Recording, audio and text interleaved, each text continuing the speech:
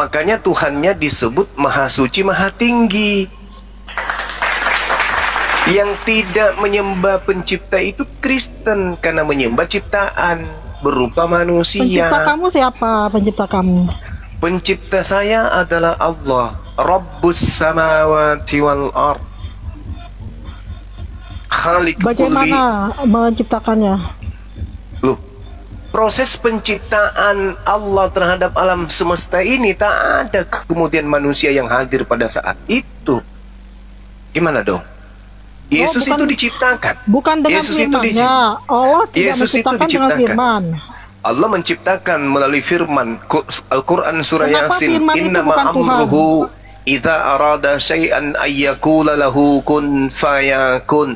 Segala sesuatu di atas muka bumi ini, baik di langit maupun di bumi beserta kedua isinya, beserta apa yang ada di antara keduanya, itu adalah diciptakan oleh Allah melalui firman.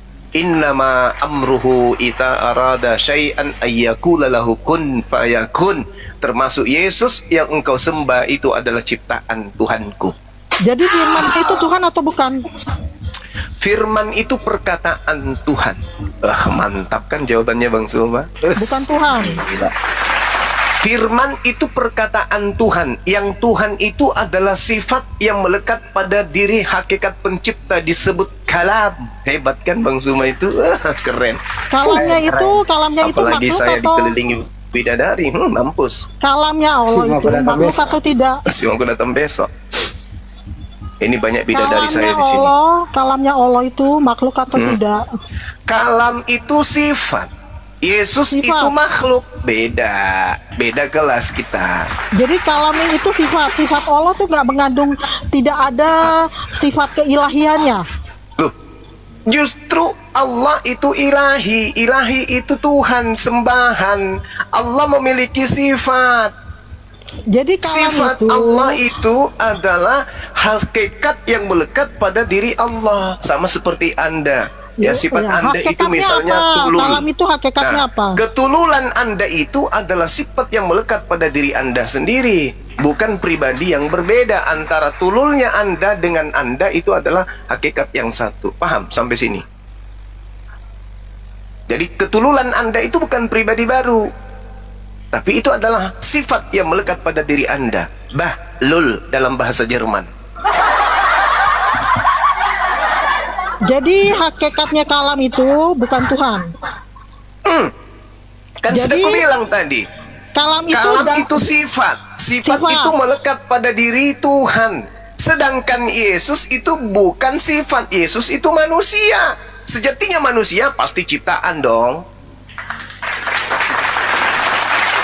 Iya dong.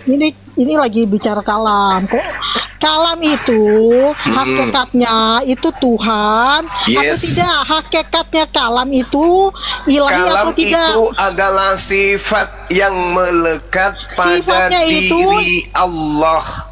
Mantap kan? Sedangkan Yesus itu adalah manusia yang melekat padanya jasad dan ruh. Nah, hebat kan? Bes, mantap kali lah Bang Suma ini.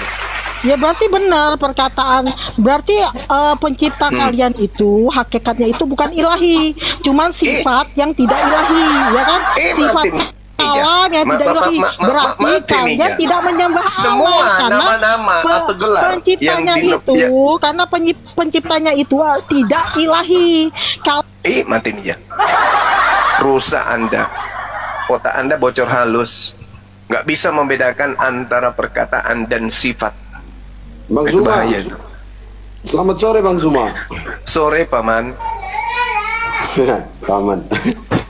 Bang, mau nanya Bang. Silahkan. Ini Nabi Muhammad pernah buat mukjizat nggak Bang? Boleh tahu nggak? Nabi Muhammad Sallallahu Alaihi Wasallam manusia satu-satunya sebagai rasul yang ada mukjizatnya bisa dirasakan di zaman modern seperti ini. Mukjizat Nabi Musa tak ada lagi, mukjizat Yesus tak ada lagi. Yang ada menyisahkan satu mukjizat di tengah-tengah hiruk pikuknya ilmu pengetahuan, yaitu Al-Quranul Karim. Apa mukjizat Yesus yang bisa kita lihat hari ini? Tak ada. Tak ada tiang salib kita bisa lihat, yang ada tiang jemuran, tiang listrik yang ada. Sekarang mukjizat Yesus apa? Ya kan, kalau seorang nabi kan harus ada mukjizat baru bisa dipercaya, Bang. Itu enggak? Nah, alhamdulillah, satu-satunya mukjizat yang masih terekam, bisa dilihat, bisa disentuh, bisa didengar hari ini adalah Al-Quranul Karim. Sedangkan mukjizat dari Yesus apa yang bisa disentuh hari ini? Tunjukkan. Gak soal itu, Bang, karena mukjizatnya kan itu Muhammad sendiri yang dapat. Nah, Nabi Muhammad memiliki mukjizat berupa Al-Quranul Karim. Iya. Dan Al-Quran ini mematahkan dan melumpuhkan semua ilmu pengetahuan, di mana Al-Quran mencakup semua apa yang dibutuhkan oleh umat manusia. Sekarang tunjukkan aja nih. Kita berbicara mengenai mukjizat. Mukjizat Rasulullah, Al-Quran masih ada hari ini. Mukjizat Yesus apa yang masih ada hari ini? Mesin kondom, bukan? Betul itu, Bang. Betul, mukjizat Al-Quran. Apa tapi yang kan bisa kita lihat? Didapat oleh Allah. Kalau mukjizat secara nyata dari Muhammad kan nggak ada. Al-Quranul Karim. Ya iya, itu kan dari Allah, bukan mukjizatnya Nabi. Segala sesuatu yang disebut mukjizat adalah kelebihan seorang nabi atau rasul yang diberikan oleh Tuhan, oleh Allah kepadanya. Iya, benar. Mukjizat itu bukan milik. Mukjizat itu bukan milik nabi. Mukjizat itu adalah kemampuan yang luar biasa yang diberikan oleh Allah kepada seorang nabi. Dan mukjizat yang disisakan oleh para nabi hanya Al-Quran. Mukjizat Yesus apa? Jangan Yesus, Bang Juma. Saya lagi yang nanya dia. Oke, silakan. Ini Bang Juma ya. Kita lihat Paulus itu banyak menulis, tulisannya tebal di Bible. Sebutkan mukjizatnya Paulus. Jawab. Paulus mampu menghipnotis, di sini Bapak menyuntikkan kebodohan ke dalam otak. Coba bro, mukjizatnya Paulus apa? Mukjizatnya Paulus saya nggak tahu, Bang. Nggak tahu dia, Bang Juma. Terangin Bang Juma. Yang saya tahu itu mukjizat luar saja, Bang. Bagaimana dong? Tidak ada mukjizatnya Paulus, gimana dong? Assalamualaikum warahmatullahi wabarakatuh. Salam. Waalaikumsalam. Bang Juma, hanya itu aja ya, Bang. Dulu yang lain jangan diganggu dulu. Ini kita mau cek dulu mukjizatnya Paulus dulu, Bang Juma. Silakan. Nggak ada mukjizatnya Paulus apa? 1 Mukjizatnya Korintus. Paulus. Mukjizatnya Paulus tuh ada, Bang. Apa itu? Coba aku cari di Google dulu ya, Bang. Adinda Ali ada di bawah. Saya Bang, aku kan orang awam, Bang. Jadi ya, hanya mau tanya silakan. itu aja, Bang. Ya, siap, Bang.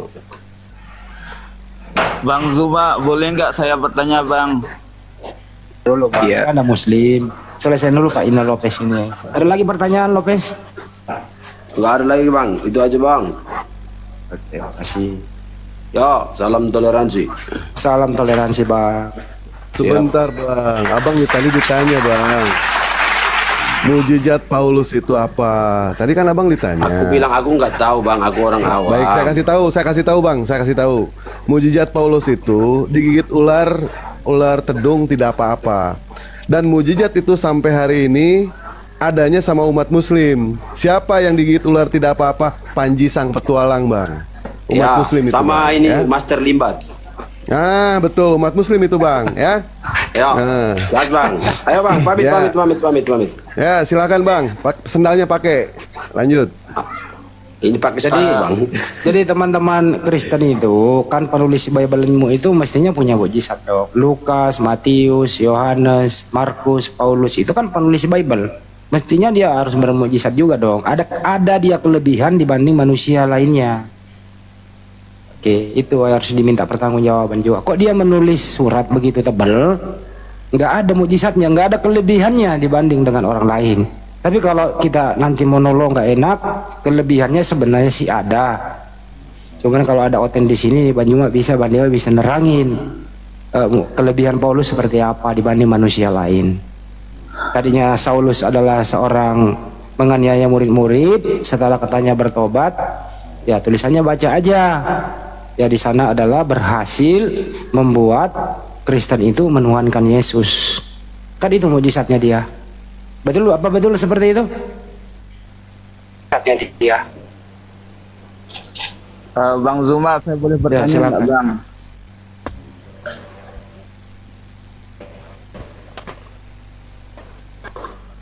Silakan. Mukjizat Paulus itu diterangkan di dalam 1 Korintus 1 nomor 19. Aku akan menghilangkan kecerdasan orang-orang terpelajar dan kemampuan berpikir cerdas akan aku lenyapkan.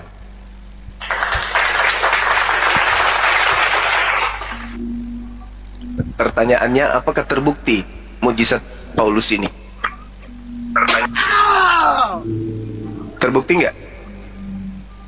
Menghilangkan kecerdasan orang-orang terpelajar dan kemampuan berpikir cerdas dilenyapkan oleh Paulus. Itu terbukti nggak? Banget. Alhamdulillah. Itu mukjizatnya Paulus. Buktinya setiap Kristen kita diskusi itu kecerdasannya hilang, akalnya hilang, nggak bisa membedakan mana manusia mana Tuhan. Itu kan intinya Bang Juma. Mantap. Ya, jadi kalau ditanya mukjizat Paulus itu mana? 1 Korintus 1 nomor 19.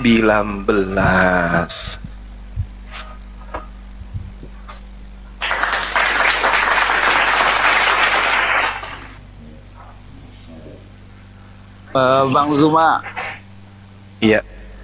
kenapa kok orang-orang Kristen itu menggunakan untuk profil wajah daripada Yesus itu?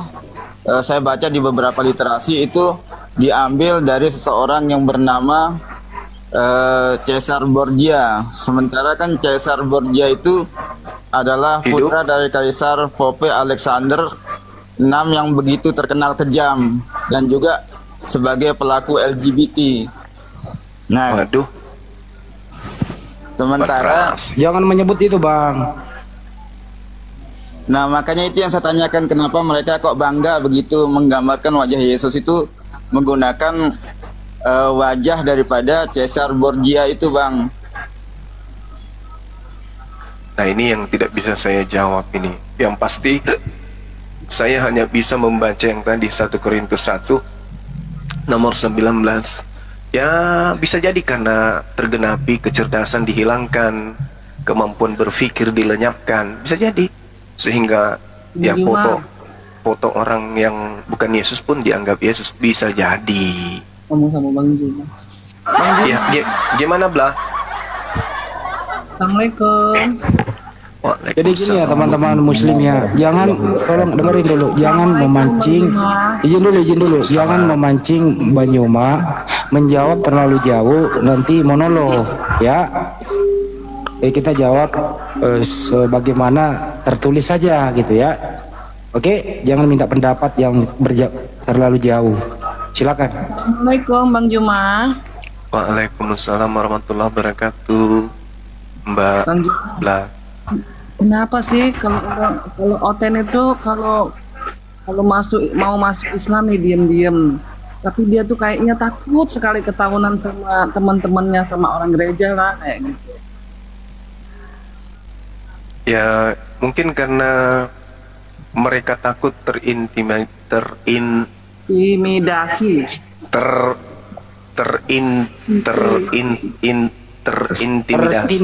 Tertindis terasi.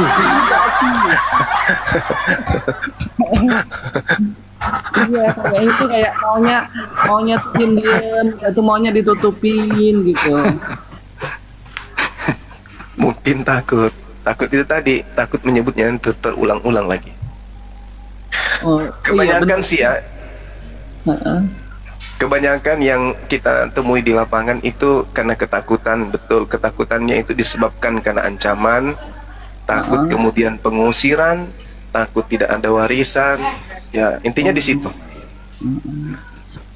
Iya sih, itu saya pengalaman ini apa namanya, pacar anak saya itu. Dianya kan ke ini sunat, tapi maksudnya itu katanya kalau sunat itu diam-diam aja, nanti takutnya pada tahu. Kan kita kan seneng sih walaupun udah mau masuk Islam nih, mau masuk Islam gitu. Tapi dianya kayak nggak senang kalau ketahuan gitu.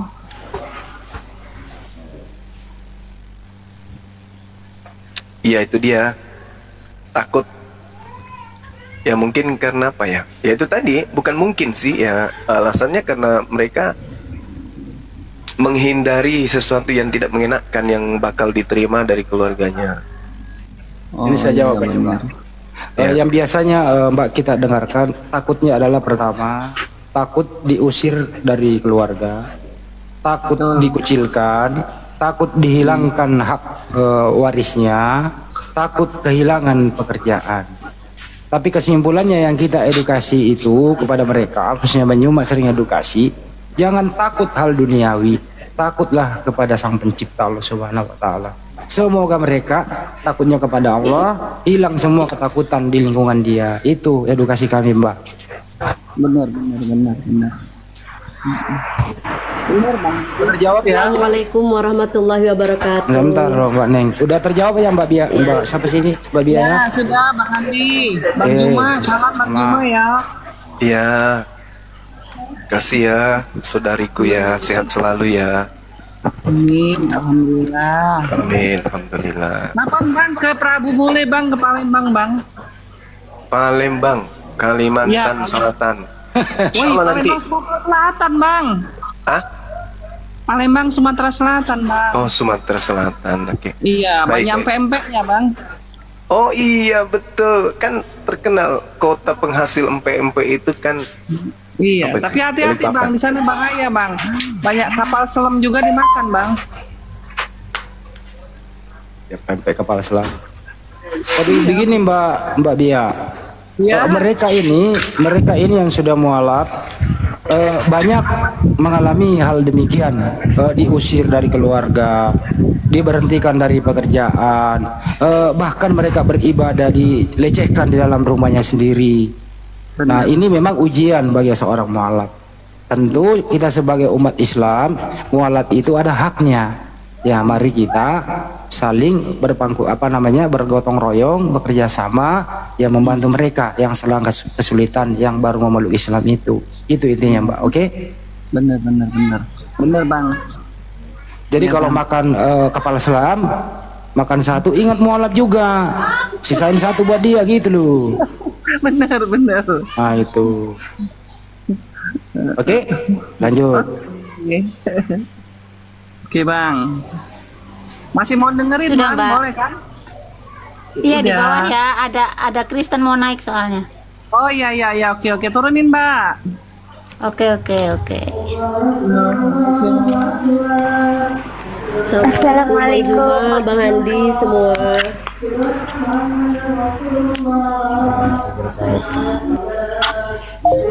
Selamat siang Juma.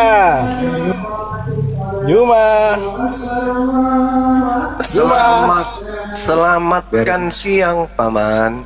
Ya, kamu kan udah pernah syahada ulang kan disuruh. Tapi itu nggak usah kita bahas Ya. di sini, lalu kalau nanti. Syahadat lagi ya. Asyhadu an la ilaha illallah. Udah, Wa ya, kamu asyhadu akui anna dulu.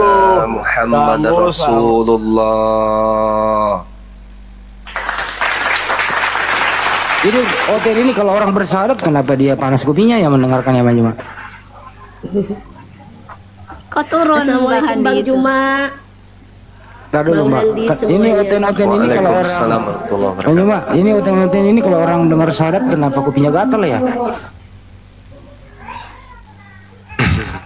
Kenapa ya? Gatal banget tuh kuping mendengarkan syahadat. Kenapa ya? Orang sakit, Bang Andi. Orang sakit. Oh sakit.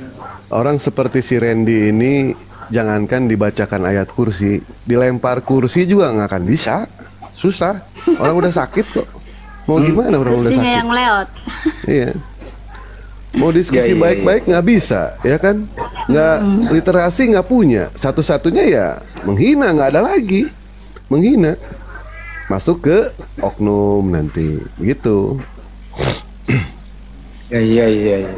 Ini Oh Paman banget sih lo, si Randy ini kayaknya lu teman baik deh sama dia. Ya dia keluaran RSJ kok, keluar sakit jiwa itu. Lu yang keluarin. Lu yang keluarin. Halo lu Bang yang Suma. keluarin. Wah, Halo Bang Suma. si Lopez naik lagi kayaknya nih. Ya bang, ini tadi saya dari roomnya Bang Edis bilang mau debat sama Bang Zuma. sorry, saya kan ini scroll kan naik aja tuh Bang. Jadi Bang Edisnya undang sama Zuma bilang pergi ke roomnya. Gini aja kasih tahu begini aja. Saya bayarin dia di mana berada, saya ongkosin dia, saya kasih dia honor debat terbuka di Jakarta. Suruh dia mau suruh dia minta ongkos berapa, saya tanggung. Bagaimana? Itu betul Bang, maksudnya pasti dia nggak mau itu. Ya kenapa nggak mau? Soalnya kan dia bilang takut, pernah di debat bilang takut darah halal apa itu nggak tahu lagi, pernah dia ngomong kayak gitu. Debatnya di kantor polisi, aman, mau nggak? Semua tergantung dari dia Bang. Kalau mau debatnya, coba kau turun, tanya sama dia, debatnya di kantor polisi dijamin aman, digaji, dikasih enggak, ini terbaik. kan dia lagi Udah turun dulu, udah tahu turun, temui dia, debatnya di kantor polisi, aman, terkendali, nggak ada bersentuhan-sentuhan fisik. Saya bayarin dia ongkosnya, debat terbuka, kita live-kan di syuting. Dah, sana tanyain, kita tunggu jawabannya. Lanjut yang lain. Ya, Bang Handi, maaf minta ininya ke Bang Juma. Bang Juma, apa kabar? Baik. Saya Teneng dari Sukabumi. Salam semuanya, semuanya sehat-sehat ya. Sehat, alhamdulillah. Bang Juma, maaf minta edukasinya sedikit aja. Begini, ketika kendala saya berdakwah di jalan, di lapangan, ada dua orang oten bertanya ke saya begini, kenapa umat Islam tidak boleh makan babi? Saya kan AUU ya nggak tahu yang namanya PL sama PB. Tolong edukasinya Bang Juma, saya tulis. Iya, kalau umat Islam kenapa nggak makan babi? Karena dilarang. Al-Quran melarang kita, jangan engkau makan babi, makan bangkai dan seterusnya. Dan Yesaya 66 nomor 16-17, Tuhan akan datang membakar semua pemakan babi. Kami umat Islam takut dibakar. Itu aja, sederhana. Balik tanya, kenapa kalian makan babi, sedangkan kitab yang Anda genggam melarangnya untuk memakan babi, bahkan mengancam orang-orang yang makan babi dengan dibakar api sampai mati. Yesaya 66 nomor 16 nomor 17. Siap Bang Juma. Terus saya kan tanya balik ya ke mereka, kenapa di Kristen boleh dibolehkan untuk makan babi? Katanya itu kenikmatan dunia, gitu katanya, bilangnya gitu. Jadi kan kalau udah kayak gitu, saya nggak bisa. Kalau Qurannya saya keluarkan, tapi untuk Biblenya saya nggak tahu gitu loh Bang Juma. Kalau Adam makan buah ilmu pengetahuan baik dan buruk karena kenikmatan surga, dan dia keluar dari surga, lalu bagaimana orang yang makan kemudian apa yang diharamkan yang sudah ada di dunia disebut sebagai kenikmatan dunia bisa merasakan kenikmatan surga? Berarti betul kenikmatan yang mereka rasakan hanya sebatas dunia. Nanti setelah hidup berikutnya ya tidak lagi, alias mereka bukan lagi di surga. Iya.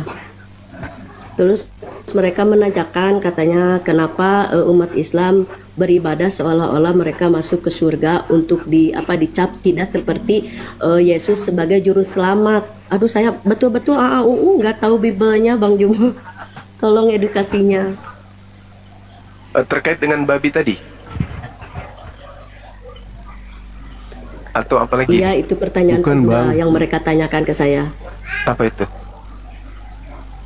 Yesus juru selamat, Yesus juru selamat menurut mereka. Kenapa umat Muslim itu sholat, tapi intinya masuk ke surga itu insya Allah gitu loh Bang, maksudnya. Nah gitu, iya betul.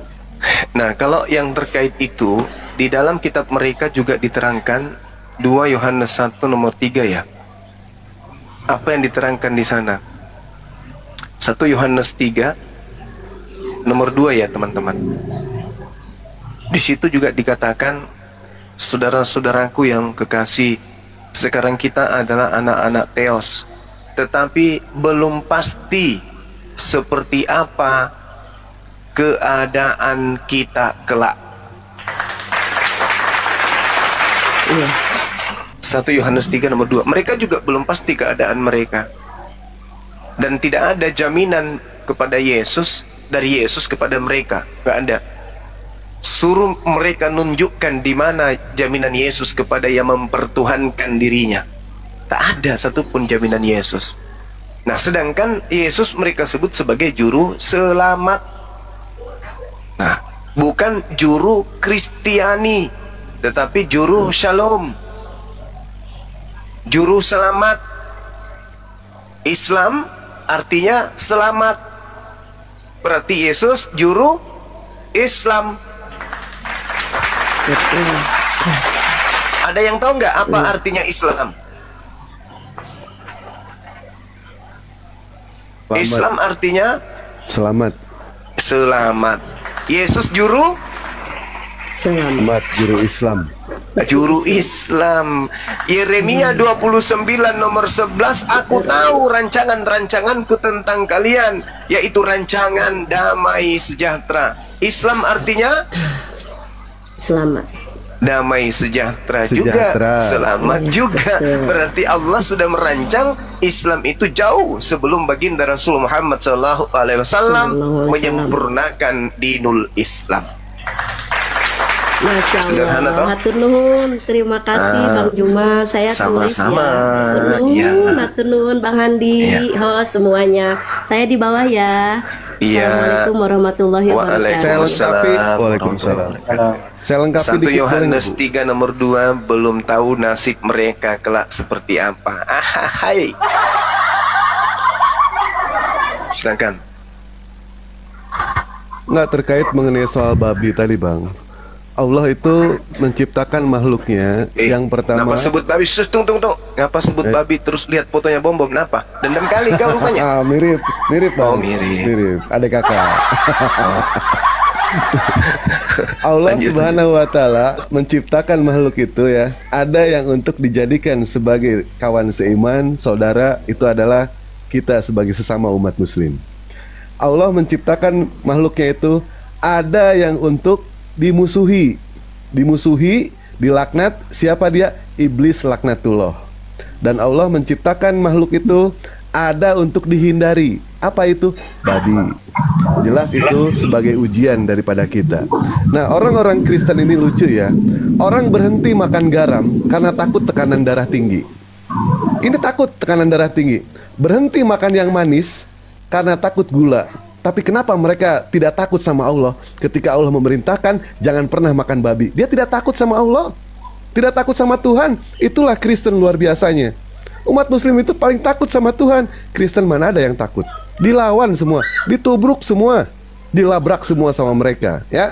Dan untuk Edis ini ya, Edis kita tahulah kelasan Edis itu seperti apa. Dewa ulangilah perkataan Dewa yang dulu. Bang Juma dulu itu sempat yang namanya mau bikin film layar lebar, Bang ya, layar lebar, di mana lebarnya itu dari Jakarta sampai Cirebon. Dan ini pemeran utamanya Edi Sidabutar. Tuh, saking baiknya Bang Juma menawarkan Edi sebagai pemeran utama. Padahal Dewa sempat protes sama Bang Juma. Bang Juma, kenapa harus Edis? Bukankah ada Mahadewa? Bukankah ada Bang Handi? Kenapa harus Edis? Karena Edis satu-satunya orang yang bisa memerankan film ini. Dewa tanya, apa nama judulnya? Apa nama judul filmnya Bang Juma? Nah, judul filmnya Ratapan Anak Monyet. Nah, itulah Edis ya. Lanjut Bang Juma. Izin Bang Dewa, ini Bang Juma minta izin, ini guru sending mau minta naik. Apa Bang Juma bersedia, Bang Juma? Nggak usah guru sending. Dia siapa? Islam, Kristen? Nggak jelas dia penghujat Bang Juma itu. Islam atau Kristen, Bang? Kristen Bang, dia penghujat ya Bang sudah, Juma. silakan dinaikkan. Silakan. Mau Bang Juma? Ya silakan, kalau Kristen berarti dia mau belajar sama Bang Juma, silakan. Oke. Tapi ini penghujat loh Bang Juma ini. Tapi biarin, namanya Kristen kan memang kayak gitu. Tuhannya aja mereka hujat kok. Iya. Tuhannya terkutuk, mati digantung di salib. Nah itu kan Tuhan mereka tuh. Mereka hujat sendiri Tuhannya kan ya. Tuhannya diumpamakan dengan domba. Itu Tuhannya mereka. Binatang.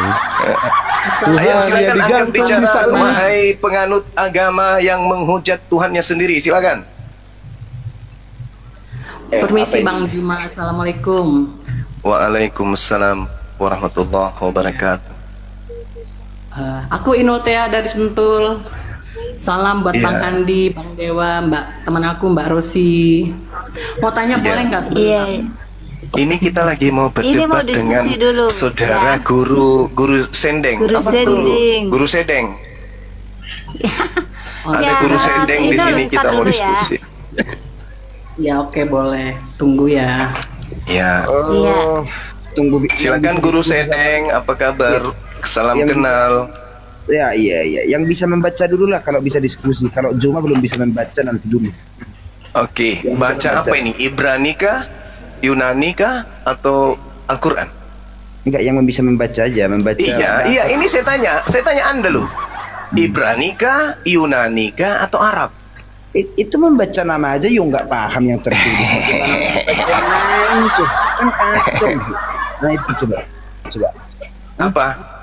Membaca nama yang tertulis aja yuk nggak paham. Bagaimana mau membaca Oh, yang namanya lain? siapa? Di sini ada Bang Zuma, di sini ada Handis Lebes, ada Inul, ada Muhammad Miftah, ada Mahade, ada Bang tertulis aja Fi. dulu baca. Masa nggak bisa membaca sih ya? Guru Sending. Oh, Guru Sending. Oh, Guru Sending. Ya, sorry. Masa saya harus Saya belajar pikir dulu tadi Guru baca? Sendeng. Ya, lanjut. Ya udah. Jadi kalau salah huruf keliru Bang ya. Ya itu teknik dasar membaca dulu saya ajari Jumanya Oh kan iya. itu. Jadi kalau salah baca saja itu keliru, bagaimana kalau salah Tuhan ya kawan ya? Gimana dong? Itu tergantung orangnya, bagaimana tafsirannya kan. Oh, bukan tergantung orang ya, Tuhan ya Tuhan, bukan Tuhan yang bukan Tuhan. Jangan dipaksakan Tuhan menjadi bukan Tuhan.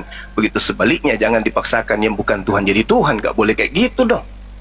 Memang Tuhan itu harus seperti apa? Ya Tuhan harus Tuhan, wajib Tuhan. Gak boleh bukan Iya, Tuhan. Seperti apa Tuhan itu? Tuhan itu sudah pasti bukan manusia. Bilangan 23 nomor 19. Iya kan ya? Benar gak? Anak Maria itu Tuhan atau manusia? Nah itu dulu dong. Enggak, Tuhan itu seperti apa? Tuhan itu bukan manusia. Oke? Tuhan itu bukan manusia. Bilangan 23:19. Kan gitu. Dalil. Ini dalilnya kok Kristen, bagaimana sih? Loh, tapi jadi saya mau kasih kamu dalil apa? Loh, dalil berdasarkan kitabmu dong. Bagaimana? Bagaimana saya mau mengajarkan Al-Quran? Nanti dibilang lagi Islamisasi. Anda kan Kristen, dia mengambil kitabnya Yahudi. Maka saya ngajarin Anda sesuai dengan kitab yang Anda tenteng, yang adalah kitab Spanyol, kitab separuh nyolong dari agama Yahudi. Bilangan 23 nomor 19. Enggak, you nggak paham Al-Quran sehingga harus Tuhan bukan manusia dan bukan anak manusia. Kan jelas. Gimana ini ditanya Tuhan Loh. Anda beriman enggak kepada kitab yang saya sebutkan tadi? Kitab bilangan, beriman enggak? Saya bertanya, Tuhan yang menurut Alkitabmu itu seperti apa? Loh, kalau menurut Tuhan kitab saya, laisa kamislihi syai'. Tuhan itu tidak serupa dengan makhluk, sama seperti Yeremia 10 nomor 6. Gimana dong? Ini? Gimana? Apanya gimana? Apanya yang gimana? Menurut kitabmu contoh kau bilang Al-Quran mengatakan laisa kamislihi syai'. Pencipta alam semesta tidak serupa manusia. 2 Samuel 7 nomor 22. Allah tidak serupa dengan manusia. Sudah selesai. Sekarang menurut imanmu Tuhan itu kayak mana? Oke, sudah berarti berdasarkan Al-Quran laisa kamislihi syai'un kan? Iya, Tuhan tidak serupa dengan makhluk. Nah, sekarang Tuhanmu seperti apa? Sudah, dengar dulu, tenang. Sudah. Tuhanmu yang saya tanya. Tuhanmu itu seperti apa? Silakan. Oke, Tuhan saya itu seperti gambar dan rupa saya, karena saya adalah gambar dan rupa Tuhan itu. Di mana dituliskan bahwa pencipta alam semesta itu berbentuk manusia? Itu di mana? Baiklah, mari kita menciptakan manusia segambar dan rupa kita. Artinya kalau manusia mengasihi, Tuhan juga Maha Pengasih. Itu dia. Berarti salah. Berarti salah dalilnya 2 Samuel 7:22. Tuhan tidak serupa dengan manusia. Tuhan tidak serupa dengan manusia, tapi Tuhan dapat menyerupai manusia, kan? Iya. Hah? Gimana itu? Berarti salah dalilnya. Kan Tuhan mengatakan 2 Samuel 7:22. Akulah Allah yang maha tinggi, tidak sama seperti apapun, tidak serupa dengan apapun. Laisa kamislihi syai'. Kok Anda mengatakan Tuhan Anda sama seperti manusia? Sudah dengar dulu. Sama seperti dewa-dewa agama lain dong. Kayak Krishna, Horus, Zeus, Hercules, Atis, sama manusia. Gimana dong? Bahkan Paulus itu dianggap Tuhan juga. Tuhan Hermes. Oke, saya dengar dulu nih Anda ngomong, saya dengar dulu. Iya. Jadi gini, saudara guru, guru nggak layak disebut guru kayaknya ini. Saudara Sending. Jadi gini, saudara Sending. Tuhannya Yahudi itu tidak serupa dengan manusia. Tuhannya umat Islam tidak serupa manusia. Tuhannya Kristen bukan hanya serupa, tapi memang 100% manusia. Gimana itu? Kok Tuhanmu beda, bro? Kok bisa beda? Yahudi Tuhannya tidak serupa manusia, Islam Tuhannya tidak serupa manusia, Kristen Tuhannya manusia malah. Bukan cuma serupa, tapi manusia. Itu gimana itu, Bang? Silakan. Oke, ketika Tuhan menjadi manusia, Anda bingung. Ketika Tuhan menyatakan diri dengan pohon dan senggok pohon, Anda tidak bingung. Dan ketika Tuhan menyatakan diri dengan buku, di mana dalilnya Tuhan menjadi? Di mana dalilnya Tuhan menjadi pohon? Di mana dalilnya Tuhan menjadi pohon? Aduh, langsung kepanasan sih. Enggak. Saya bertanya di mana dalilnya Tuhan menjadi pohon? Di mana dalilnya? Makanya dengar dulu. Oke, silakan. Tutup mulutnya. Kuping itu kalau disatukan bentuk apa itu? Bentuk hati. Ya, silakan Anda jawab di mana dalilnya Tuhan berbentuk pohon. Oke, saya dengarkan ya. Ketika Musa, dengar ya. Aduh, bagaimana sih Islam yang satu ini? Silakan dalilnya, dalil. Saya butuh dalil. Oke, Al-Qasas ayat 30 kalau nggak salah. Nah, silakan Anda baca. Saya nggak mau baca, saya hanya menyebutkan. Gimana nih Kristen ini? Gimana Anda bawa dalil tapi Anda tidak bisa mempertanggungjawabkan? Gimana dong? Kalau saya Lukas 2 Yohanes 1 nomor 7, Yesus itu manusia. Dalil Yesus manusia. Matius 1, Maria melahirkan manusia. Oke, dalil berarti sembahanmu manusia. Nah, sekarang tolong tunjukkan dalilnya bahwa Tuhan saya menjadi pohon itu di mana? Lawak-lawak. Sudah. Aduh, pelawak ini pelawak. Udah siap ngomong? Sudah siap? Ya, silakan. Oke. Tuhan menjadi pohon bahwa itu ada ya. Mana dalilnya? Oke, saya buka Al-Qasas. Silakan. Teman-teman, siapkan diri Anda untuk tertawa berjamaah. Dengar ya. Ini apa ini? Saya indikan dulu deh. Saya nggak mau membaca. Silakan. Saya butuh jawaban dari Anda karena teman-teman saya sudah mau tertawa. Tuhan yang Maha Suci jadi pohon itu dalilnya di mana? Ini apa? Coba diperbesar dulu. Coba baca. Biarkan dia besarkan, teman-teman. Besarin. Kita tertawakan dia ya. Coba diperbesar dulu ya. Siap tertawa. Ya. Ini Tuhan berbicara ini, berarti Tuhan punya mulut dan berarti Tuhan manusia saat itu dulu. Yang saya minta Tuhan jadi pohon. Ditunjukkan ayatnya tapi kalau di agama Anda, dengar. Kalau di agama Anda, dewa jadi manusia, Yesus itu di agama Anda. Sekarang Allah jadi pohon, mana dalilnya? Ini dalilnya. Silakan. Sudah, jangan dimikir dulu ya. Dengar ya. Silakan. Ayat 30 surat Al-Qasas berbunyi, maka ketika dia atau Musa sampai di tempat api itu, dia diseru dari pohon pinggir sebelah kanan. Aku jadi pohon. Di lembah dari sebatang pohon. Sebatang pohon ini. Kenapa? Kenapa sebatang pohon itu? Kenapa sebatang pohon itu? Tanah yang diberkahi dan berkata. Iya, kenapa sebatang pohon itu? Kenapa? Kenapa? Aduh, kira-kira inilah perkataan dari pohon itu. Wahai Musa. Oh, iya.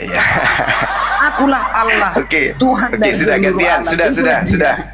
Sudah. Itulah dia pohonnya ini, sebatang pohon. Oke. Nah, sekarang kalau Anda diseru dari pasar, apakah misalnya nih orang tuamu menyeru kamu dari pasar, wahai Sendeng. Nah, ini orang tuamu ini, mamamu ini berseru memanggil kau dari pasar, manggil kau. Apakah mamamu pasar? Gimana nih sebatang pohon dan mengatakan? Ayo teman-teman tertawa yuk. Teman-teman tertawa yuk. Tertawa ayo sekencang-kencangnya tertawa. Di dalam surah Al-Qasas yang Anda baca, wahai penyembah anak Maria, di situ dikatakan a'udzubillahi minasyaitonirrajim, falamma ataha nudiya min syati'il wadil iman bil baqa atihal mabarakah minas sajarah ayya Musa inni anallah rabbul alamin. Maka ketika Musa sampai ke tempat api itu, dia kemudian diseru dari pinggir sebelah kanan lembah, dari sebatang pohon. Oke? Dia diseru dari sebatang pohon di sebidang tanah yang diberkahi. Jadi saya memanggilmu dari sekolah. Dari sekolah saya memanggil Anda. Apakah saya adalah sekolah? Dari pasar saya berseru kepada Anda. Apakah saya pasar? Dari hotel saya berseru kepada Anda yang ada di pinggir jalan. Apakah saya hotel? Hanya orang stupid dan penyembah zakar manusia yang salah memahami terjemahan Al-Quran. Tepuk tangan dong.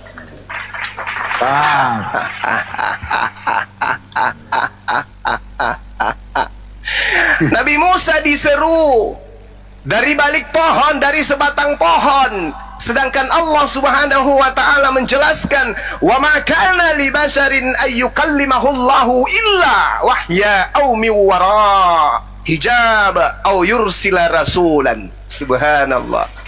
Tidak patut manusia berbicara langsung kepada Allah kecuali dengan 3 perkara, melalui perantaraan wahyu, melalui tabir, dan juga melalui malaikat. Yang terjadi kepada Nabi Musa melalui tabir. Apa tabirnya? Sebatang pohon. Sama ketika Bang Suma berbicara kepada Sedeng, Bang Suma tidak bicara langsung kepada Sedeng, melainkan melalui sebuah HP. Apakah HP itu adalah Bang Suma? Hanya orang stupid penyembah zakar anak orang yang mengatakan bahwa Bang Suma adalah HP. Belajar lagi, Dik. Hapus nama kata guru di namamu itu, Dik. Hapus, nggak layak. Udah kabur ya. Dia pasti dengar di bawah. Hapus ya, kecuali Anda melanjutkan guru Sendeng atau guru Sedeng, nah itu baru. Atau guru Gendeng bisa. Tapi kalau guru kayak tadi itu nggak layak. Mau diskusi dengan Bang Suma, sikat gigi dulu pakai rinso 1 kilo, baru daftar antri untuk diskusi baik. Oke, lanjut Bang Handi, silakan. Saya lanjutkan minum kopi dulu. Banyak. Berarti dia nggak ngerti lah Isa kami seli Isewan itu artinya. Nggak ngerti dia, nggak paham dia. Dia juga nggak paham bilangan 23 nomor 19. Allah bukan manusia dan bukan anak manusia. Yesus manusia. Berarti dia bukan Tuhan. Ih, Bang Handi kadang-kadang pintar ya. Terus berarti dia nggak pernah membaca juga Bible-nya sendiri, Yohanes 5:37 ya?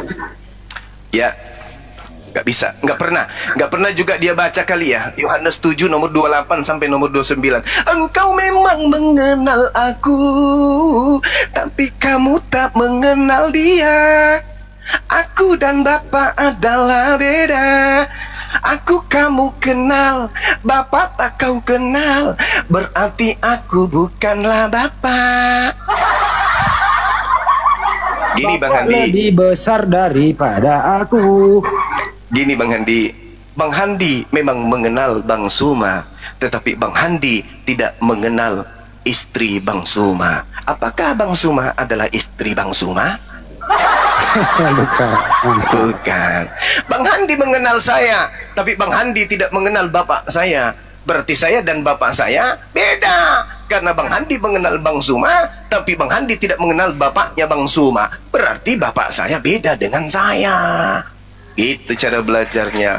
Yohanes 7 nomor 28 dan sampai 29, 27, 28, 29. Bukti kalau Yesus bukan Bapak.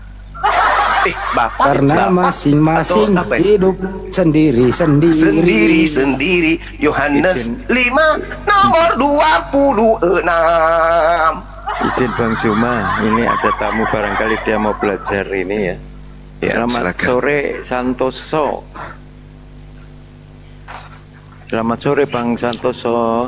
Jadi ntar dulu Bang, jadi ini Kristen-Kristen kayak tadi ini sok tahu tentang Al-Quran terjemahan. Dia bebas menerjemahkan sendiri, dia memasukkan ilmu bahlulnya sendiri gitu. Tapi ya kalau mereka berpendapat seperti itu, kalian tertawa apa menangis?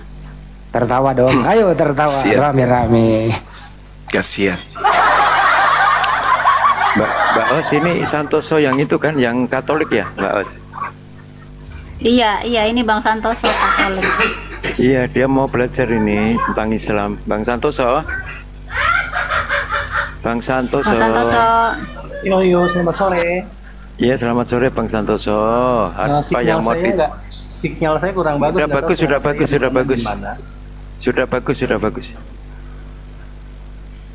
Ya. Sudah bagus Bang, sudah bagus. Tiangnya rubuh itu, Bang Santoso. Tiangnya rubuh.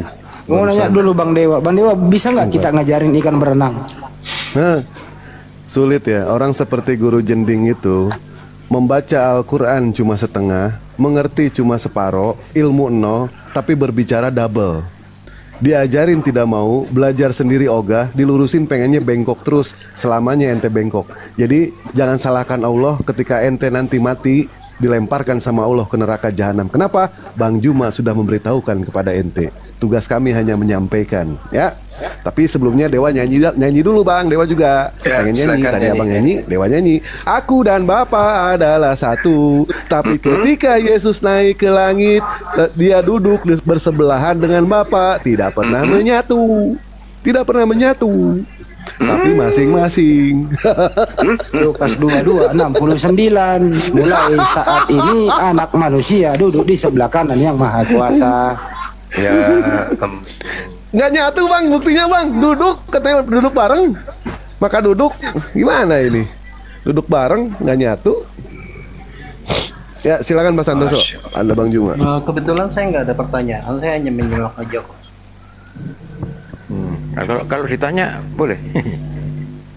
Selagi saya bisa jawab, saya akan menjawab. Ya udah, itu langsung aja. Mas Santoso, menurut Anda memandang Yesus itu sebagai apa? Yesus ini yang saya pandang imannya kan, kita kan orang Kristen, mengenal kata Tritunggal. Kalau Yesus yang dibicarakan manusianya, saya akan mengatakan Yesus itu manusianya. Pernah nggak Yesus menjadi tidak menjadi manusia?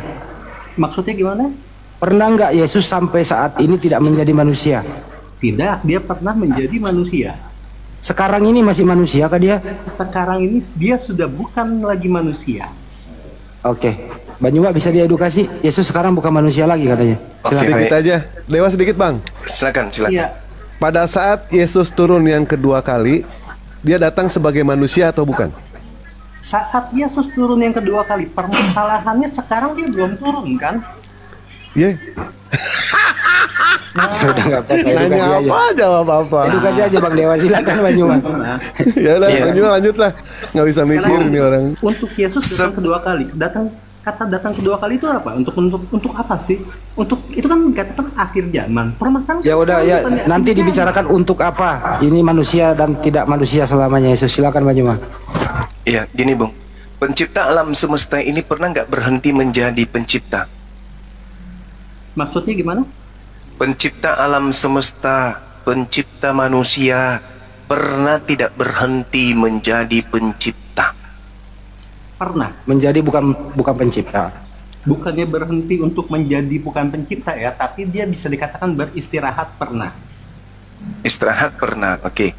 Pada saat kemudian Tuhan ini selama-lamanya Tuhan, kodratnya sebagai Tuhan pernah nggak berhenti? Maksudnya gimana, kontraknya itu gimana maksudnya? Kodrat hakikatnya sebagai pencipta alam semesta, keberadaannya pernah tidak berhenti menjadi pencipta langit dan bumi. Untuk saat ini dia sudah tidak menciptakan lagi. Ya, kalau dia tidak menciptakan, dia berhenti menjadi pencipta. Untuk saat ini iya. Dia bukan pencipta lagi. Dia sudah bukan pencipta lagi karena sudah diciptakan semuanya. Jadi dia nggak menciptakan lagi. Oh, jadi bukan lagi dia pencipta ya, berubah dia jadi apa? Ciptaan. Dia sudah bukan pencipta lagi dan bukan ciptaannya lagi untuk saat ini. Mati meja. Mungkin bahasa saya yang agak rendah ya. Gini bang, Tuhan itu maha hidup, betul? Ya. Pernah tidak Tuhan itu mati? Untuk kemanusiaannya pernah. Mati meja. Enggak. Kok ada sisi kemanusiaannya? Maksud Anda itu Tuhan itu pernah menjadi manusia gitu? Bisa dikatakan reinkarnasi manusia. Enggak, jangan pakai bahasa. Jangan pakai bahasa Hindu atau Buddha. Yang saya tanyakan ini, kita menggunakan bahasa agama samawi aja. Pencipta langit dan bumi, apakah pernah kemudian menjadi ciptaan atau menjadi manusia? Dalam iman kita, dia bukan diciptakan, menjadi manusia bukan diciptakan, tetapi diutus. Lah, diutus, sebelum diutus kan dia bukan manusia. Makanya dalam Yohanes 8 dia bukannya manusia, betul. Nah, sekarang kalau begitu Yohanes 8:42, di situ Yesus berkata, "Aku menjadi manusia bukan atas kehendakku." Lalu atas kehendak siapa Yesus menjadi manusia? Seperti yang saya katakan, konsep keimanan orang Kristen adalah Tritunggal. Itu dulu yang harus dipahami. Kalau kita sudah berarti Anda Tritunggal, baru kita bisa mengerti di situ loh. Berarti Anda ingin mengatakan bahwasanya Tuhan tadinya adalah satu menjadi tiga, atau tadi Tuhan itu tiga menjadi satu. Yang mana yang betul? Dua-duanya salah. Dua-duanya salah. Tapi tri itu tiga. Three in one nih. Iya, betul. 3 in 1. Tiga di dalam satu. Betul. Jadi yang namanya tiga di dalam satu bukannya sifat apa? Oke, baik. Bukan bentuknya loh. Loh, Yesus berbentuk. Gimana ceritanya? Justru itu yang saya katakan, bukan bentuknya tiga dalam satu itu seperti yang mungkin orang awam katakan, mungkin ya kayak kopi susu, berarti kopi, gula, susu dalam satu saset. Bukan seperti itu juga konteksnya kan? Lalu bagaimana dengan perintah jangan ada Tuhan lain di hadapanku? Jangan ada kata Tuhan, berarti ada kata Tuhan lain itu ya berarti jangan ada penyembah lain atau berhala. Iya, jangan ada Tuhan lain. Berarti aku itu selama-lamanya aku, nggak boleh ada Tuhan lain. Berarti nggak boleh ada pribadi lain, betul? Ya, dikatakan. Ya. Nah, terus Yesus ini apa? Kan saya bilang, Yesus itu adalah firman Allah. Berarti Tuhan lain. Tuhan itu kan nama. Enggak, bukan cuma sekedar nama. Esensi atau hakikat yang berkata di Keluaran 20 nomor 3, jangan ada Tuhan lain di hadapanku. Sekarang ketika Yesus ada di muka bumi, Yesus berhadapan langsung nggak berhadap-hadapan dengan Tuhan pencipta langit dan bumi? Oke, Bang Zuma, maaf ya, saya potong sedikit aja. Di dalam itu kan jangan ada kata Tuhan lain, betul? Ya, jangan ada ilah, jangan ada ilah lain, sembahan lain di hadapanku. Berarti hanya ada aku. Betul. Boleh nggak ada pribadi lain? Tidak boleh. Tidak boleh. Berarti Yesus boleh nggak ada? Seperti yang saya katakan, kita kan mengenal kata konsep itu enggak. Iya, bukan. Jangan manusia. Jangan Anda campur adukkan dengan konsep Tritunggal. Ini kita berbicara mengenai Keluaran 21. Ahad. Shema Israel, Adonai Elohenu, Adonai Ahad.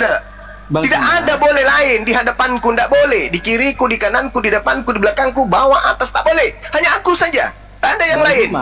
Bang Zuma, iman kekristenan harus berdiri di atas Tritunggal. Berarti Kristen bukan Kristen, sudah. Loh, tadi Anda mengatakan iman Kristen. Berarti iman Kristen bertentangan dengan Keluaran 20 nomor 3. Bukan bertentangan. Lah, gimana ceritanya bukan bertentangan? Jangan ada ilah sembahan lain di hadapanku. Inilah yang saya katakan, saya tidak ingin bertanya dan saya juga tidak ingin bertanya. Saya tidak sedang Anda ingin tanyai. Saya menyatakan bahwa ketika Tuhan yang datang memperkenalkan diri kepada Musa, Tuhannya berkata, "Wahai Musa, jangan ada ilah lain di hadapanku." Dan Musa diperintahkan untuk mengabarkan itu kepada umatnya, termasuk kepada Yesus. Makanya Yesus mengatakan hidup kekal itu adalah mereka mengenal Engkau satu-satunya Tuhan yang benar. Pada saat Yesus menunjuk ke langit, Engkau satu-satunya. Yesus menunjuk ke dirinya, dan aku adalah utusanmu. Berarti Yesus pada saat itu bukan sembahan. Pada saat itu Yesus bukan ilah. Pada saat itu Yesus bukan Allah. Dia hanya utusan. Menurut siapa? Menurut Yesus. Pertanyaannya, ketika Tuhan mengatakan dalam Keluaran 20 nomor 3, jangan ada ilah lain di hadapanku, Yesus ini siapa? Sekarang gini aja, anggap aja saya nggak tahu lah. Udah, itu selesai dong. Selesai dong, karena saya nggak mau membahas suatu agama nih.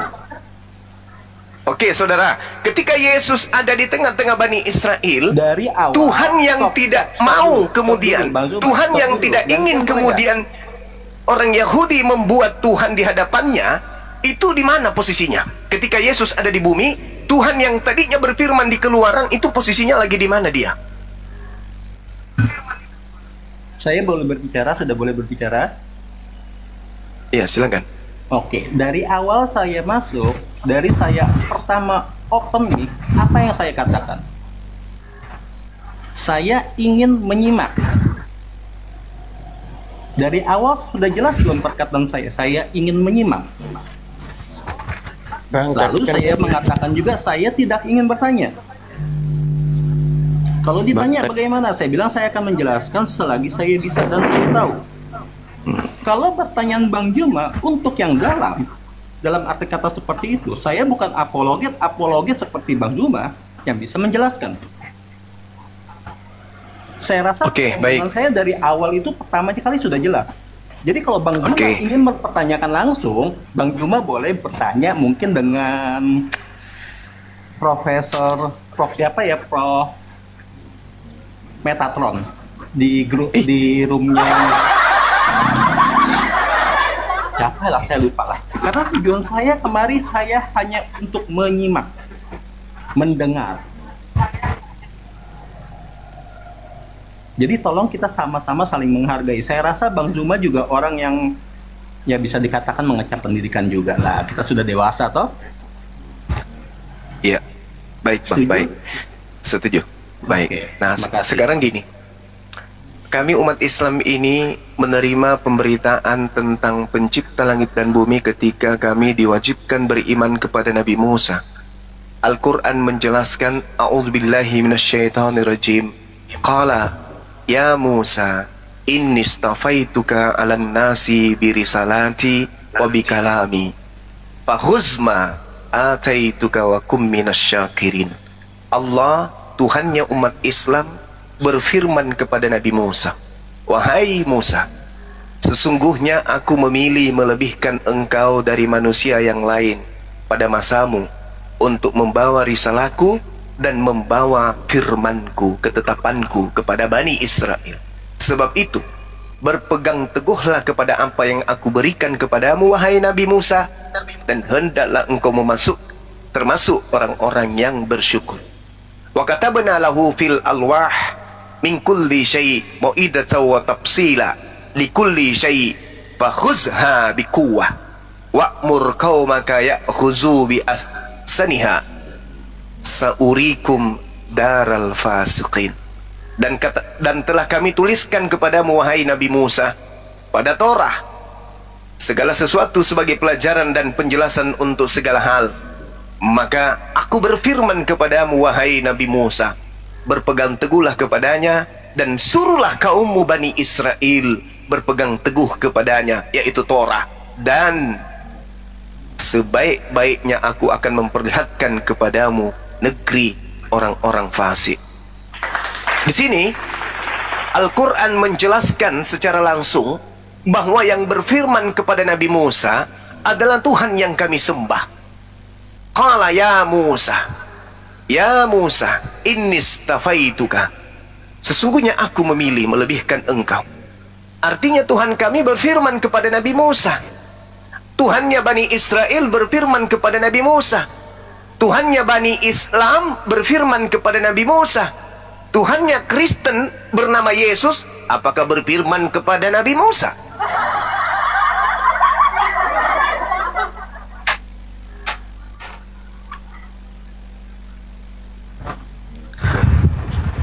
Tuhannya Bani Israel, Bani Ismail menyembah kepada Tuhannya Nabi Musa. Tuhannya Bani Kunarion, Bani Paulus apakah berfirman kepada Nabi Musa? Roma 14 nomor 9, untuk itulah Yesus mati agar bangkit menjadi Tuhan. Pertanyaannya, Yesus yang bangkit menjadi Tuhan ini apakah berfirman kepada Nabi Musa? Ternyata tidak. Berarti Tuhan yang disembah oleh Bani Israel dan Tuhan yang disembah oleh saudara Kristen itu adalah Tuhan yang berbeda, sembahan yang berbeda. Demikian dulu untuk sementara, silakan.